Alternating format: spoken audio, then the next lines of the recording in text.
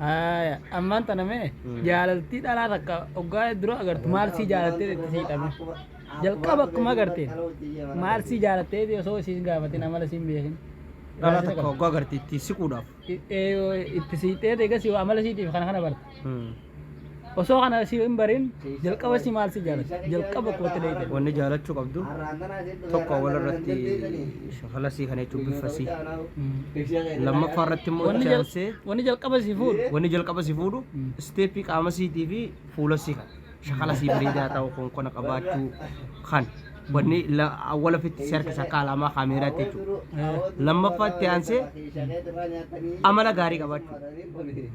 amala gana barta amala gana bira dheeytee barta ganaan bartu eega bira dheeytee amala sii garta la